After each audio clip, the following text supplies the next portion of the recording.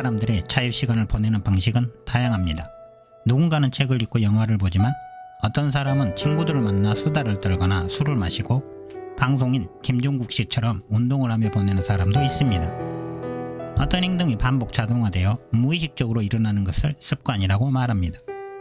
사람들이 살아가면서 일정 기간 동안 반복적으로 했던 활동 중에서 임계치를 넘어서는 것들은 자동화되어 무의식적으로 각인되고 그것은 습관이 됩니다.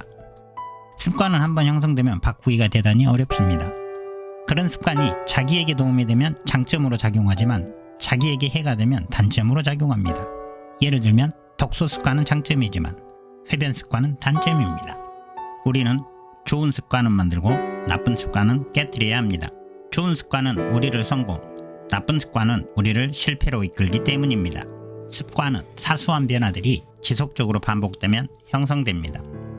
그리고 이러한 사소한 변화들이 모이면 우리는 놀라운 성과를 만들어낼 수 있습니다.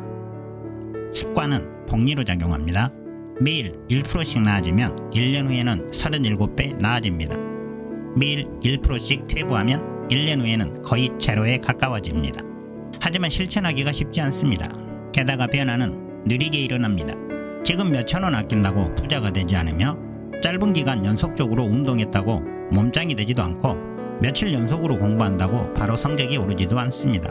반대로 오늘 과식한다고 바로 비만이 되지는 않으며 프로선수가 하루 훈련에 불참한다고 바로 실력이 저하되는 것도 아니고 마감 시한이 정해진 일을 하루 미룬다고 그 일을 못하게 되는 것도 아닙니다.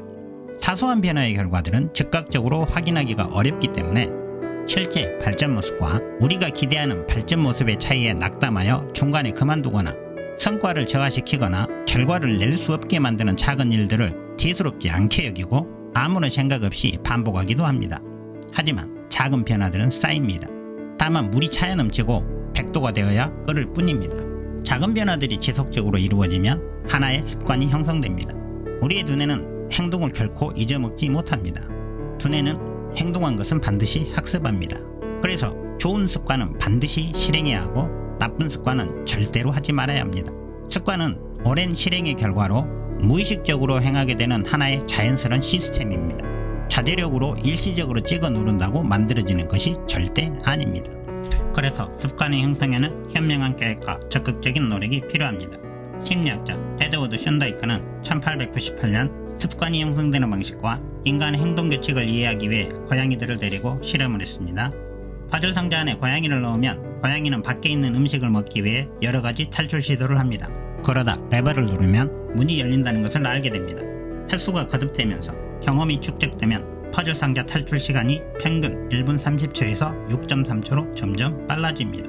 이 실험 결과로 만족스러운 결과를 가져다주는 행동은 반복하고 불쾌한 경험을 하게 하는 행동은 피하게 된다는 사실을 알게 되었습니다. 습관은 시행착오를 겪으면서 형성됩니다. 시도하고 실패하고 이를 통해 알게 된 것을 토대로 다르게 시도하는 과정을 거치면서 쓸모없는 시도는 사라지고 유용한 행동들은 강화됩니다. 습관은 이러한 순환 과정을 거치면서 만들어지는 것입니다. 제임스 클리어 자기개발 전문가는 아주 작은 습관의 힘에서 습관 형성의 과정을 다음 4단계의 습관 순환으로 설명합니다. 신호, 열망, 반응, 보상. 습관 순환은 신경학적 피드백 순환을 통하여 자동화된 습관이 형성되는 과정을 보여줍니다. 습관은 오직 반복적인 행동을 통해서만 형성됩니다. 그래서 어떤 행동이든 지속적으로 반복해서 임계치를 돌파해야 습관이 됩니다. 반복적 행동을 통하여 습관을 형성하기 위해 습관 순환의 4단계는 다음과 같은 특성을 갖추어야 합니다. 행동을 유발하는 신호가 분명하고 행동이 매력적이어야 하며 반응하기 쉽고 보상이 따라와 만족스러운 결과를 주어야 합니다. 각각의 단계별 특징입니다. 1. 신호. 뇌가 행동을 시작하게 하는 자극입니다. 고기 냄새를 맡으면 먹고 싶어집니다. 알람창이 뜨면 휴대폰을 확인하고 싶어집니다. 초인종을 누르면 누가 왔는지를 확인하고 싶어집니다. 고기 냄새, 알람창, 초인종 소리가 바로 신호입니다. 2. 열망. 행동을 하게 하는 동기. 고기를 먹어 배고픔을 해결하고 싶고 휴대폰을 확인하여 궁금증을 해소하고 싶은 마음이 열망입니다. 모든 습관 뒤에는 이 열망이 존재합니다.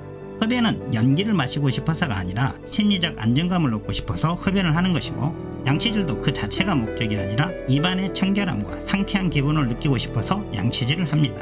어떤 행동을 하게 만드는 동기적인 힘, 그것이 바로 열망입니다. 3. 반응. 우리가 수행한 실제 행동, 고기를 사서 구워 먹고 휴대폰을 들어 내용을 확인하는 행동이 반응입니다. 우리가 습관이라고 말하는 행동 자체가 반응입니다.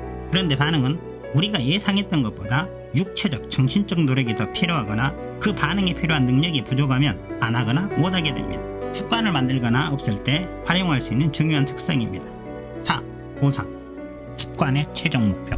고기를 먹고 나니 배고픔이 해결되었습니다. 알림창을 확인하고 나니 궁금증이 풀렸습니다. 이게 바로 보상입니다. 보상은 두 가지 목적이 있습니다. 하나는 욕망을 충족시키는 것, 또 다른 하나는 행위의 가치를 판단하는 것입니다. 이 보상이 좋은 습관인지 나쁜 습관인지를 판단하는 기준이 됩니다. 이 네 단계가 모두 충족되고 순환되어야 습관이 형성됩니다. 습관 순환이라는 행동 변화의 네 가지 법칙을 효과적으로 활용하면 습관을 만들거나 깨뜨릴 수 있습니다. 좋은 습관을 만들기 위해서는 신호를 분명하게 하고 열망을 매력적으로 만들며 반응하기 쉽고 만족스러운 보상 장치를 마련해주면 됩니다. 반대로 나쁜 습관을 개선하기 위해서는 신호를 보내지 않게 하고 열망을 매력적이지 않게 만들며 반응하기 어렵게 하고 불만족스러운 보상 장치를 마련하면 됩니다. 이 기초적인 법칙들을 이해하고 자신에게 맞게 적용하는 방법을 찾으면 습관을 형성하거나 깨뜨릴 수 있습니다.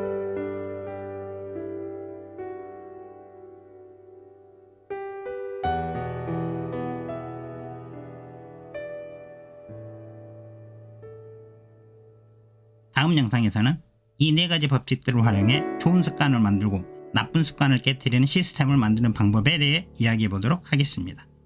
끝까지 시청해 주셔서 감사합니다.